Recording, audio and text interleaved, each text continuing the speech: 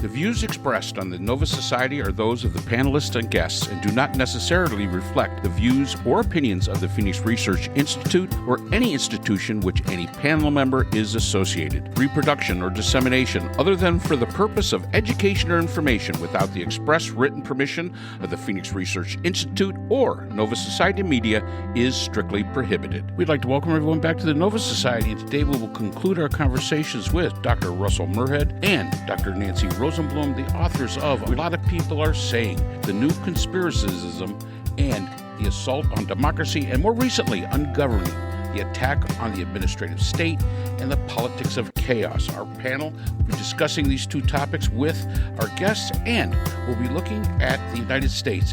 We ask ourselves, is the United States becoming a post-constitutional nation? We hope you join us, so let's listen in. You talk about the two directions that this could go in your book. One is towards India, towards a more authoritarian dictatorship type of government, and the other is to utter chaos like Venezuela. I'm going to vote for Venezuela. Mark said I'm bad at predicting things, and I am, but I think we're headed down that path where we have a rentier state, where rent seekers like Elon Musk are going to be out there demanding fat government contracts, where tariffs are going to replace income tax for revenue, and tariffs are paid by consumers.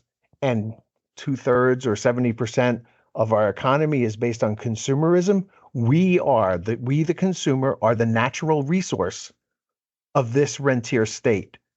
They are going to continue to pluck us. And as long as the American consumer can keep consuming, the tariffs will be used to skim enough money to run the government and pay off the rent seekers their rents that will keep them supporting Trump or the heir apparent. I agree with you on that, Scott. And the new project I'm working on is actually called the eight ways to change the American government for the better for the 21st century. I'm a firm believer. The Constitution, the founding fathers totally understood should have been a living document and changed with the times because they could not predict the future. They were wise men. They understood that. And one of those tenets I have is, and it may come to pass by just what you, Nancy and Russell are talking about, there may be a third party. And I believe that might be a very good thing. You're going to have the Democrats. You're going to have a very smaller party, which may be those conservative, normal Republicans. And then you're going to get the third party, which would be more the Trump autocrat. I believe that you're going to see, because I agree with Russell, there are a lot of people in there that are going to want power. And they're hoping, Trump is gone very shortly, and hopefully they can get in. I don't believe that there is a replacement for Trump. And I'll be honest with you, I can't understand it. Because he's not that bright. He's not that charismatic. He's not any of those things. Being from New York, as a former New Yorker, he is what we would call a used car salesman. No. That would sell you a lemon and then try to date your sister. That is who, from a New York standpoint, who grew up with people like this. That's what I see. Oh no, Nancy, you don't think so? Well, he is a used car salesman, but he's also very bright in certain areas and extremely charismatic. I mean, we wouldn't be where we are if those things weren't true. This man I think he's a singular talent. He's a singular talent. The political genius of a certain awful sort. I mean, and in other ways, I mean, he learned to basically understand how to respond to and dance with public opinion, this extraordinary democratic force, this mysterious force, public opinion, by in over 14 seasons as the star of the show Apprentice. And he studied those ratings. He looked at what worked and what didn't work. He tried this out. He tried that out. And just like a trial lawyer trying to figure out like what persuades the jury, and over, years and years learning to figure out,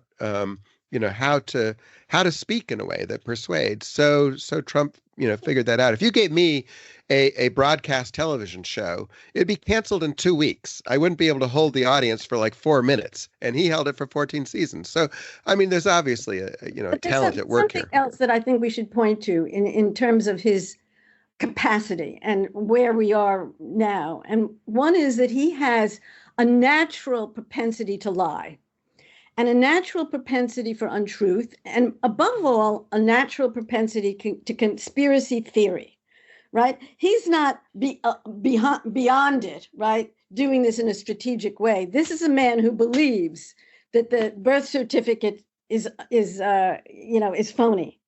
And this lying and this conspiracism and this untruth rings a bell with people.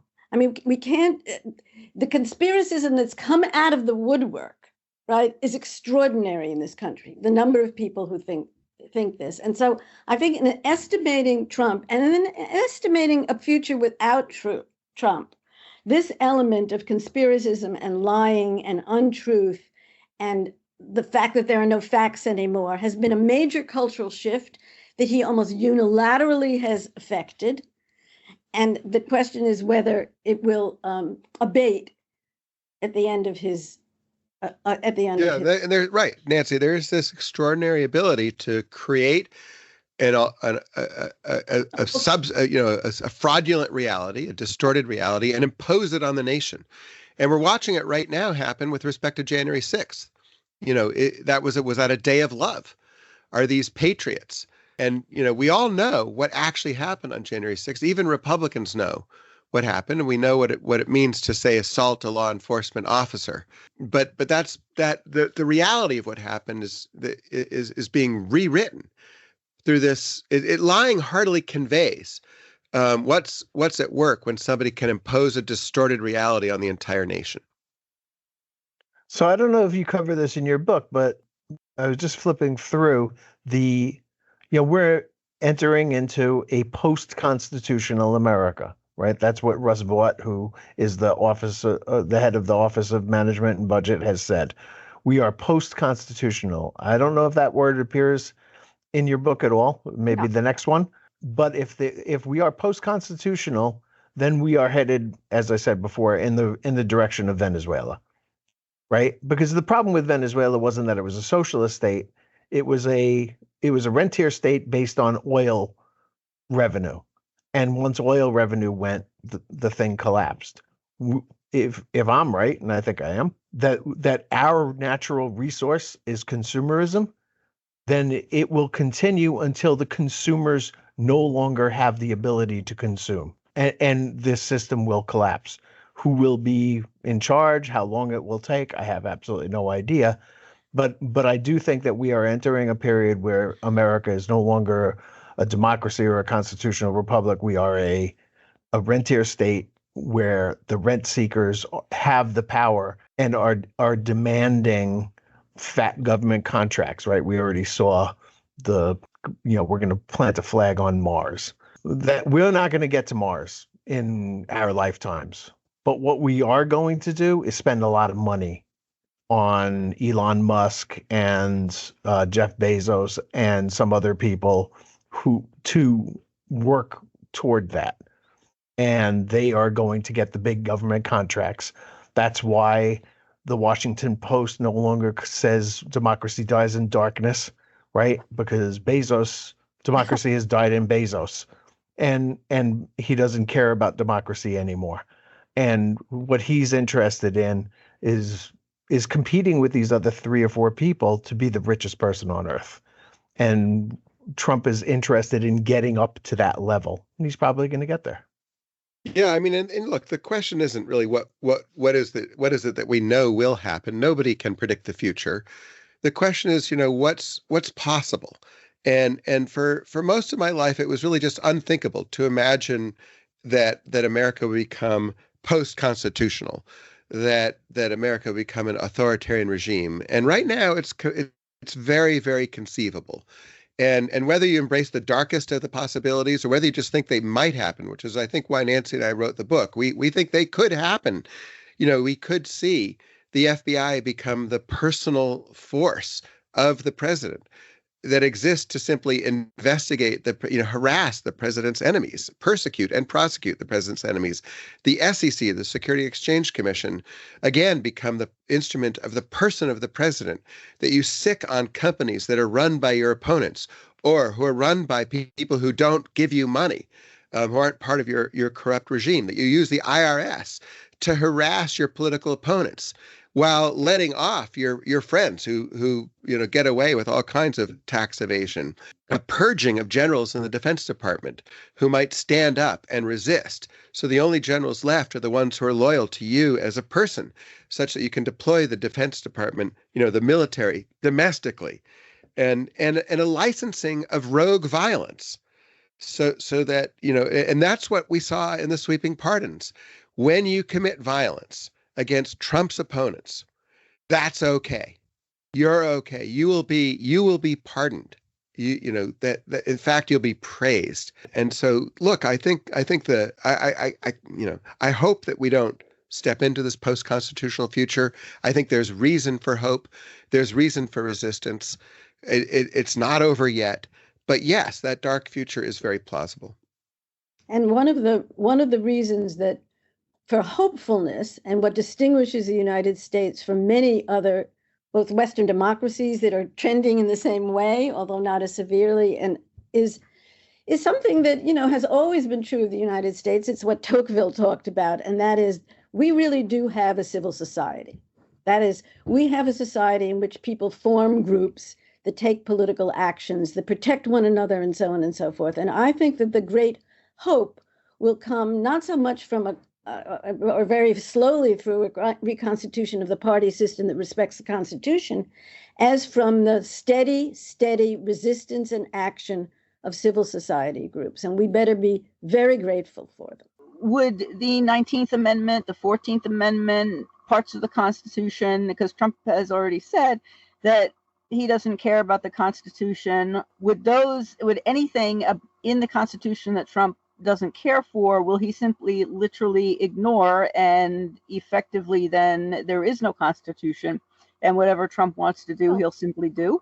Everything will be litigated, and we have a lot of circuit courts that are quite more liberal than the Supreme Court now is, and we don't even know what the Supreme Court will do on case by case basis. So I do think that what we're going to see in the way of resistance, besides the civil society that I spoke of, is endless, interminable, an enormous number of cases going through all of the federal court system. I don't anticipate John Roberts is going to embrace the post-constitutional future. But then Trump just ignore them the way he did TikTok. But that's why the TikTok thing is so chilling. But I'm reminded of what Stalin said when he said that the Pope opposed him. What did he say? He said, "How many divisions does the Pope have?" Yeah. Well, no. Look, there's nothing. Again, there's nothing is guaranteed, and I think ultimately without a vigilant, and I have much more faith in people than some have voiced today, but without a vigilant population that wants a constitutional future, anything's possible. Where is that? Is it then possible? Let's just say, and I've wondered this before, and I've asked both Mark and Scott before, but this was months ago. Is it within the realm of possibility, from your experience and research on governing, for a state such as New York or California or any state with a blue governor who is resisting, to be arrested and replaced by this regime? I think that kind of scenario is many, many steps down the road. It's not an obvious path. We're going to see many other different things over the next 6 months. Yeah, we're not going to see that. Bill Barr already had a police force that he put together himself from elements of the Bureau of Prisons and other places that wore no insignia, drove in vans that had no insignia, and pulled people off the street for the crime of wearing black in some cases. There are a lot of sick people out there. I wouldn't put it past them at all for putting together that kind of force again and going out there and rounding up people. We know that we're all going to face harassment at some point.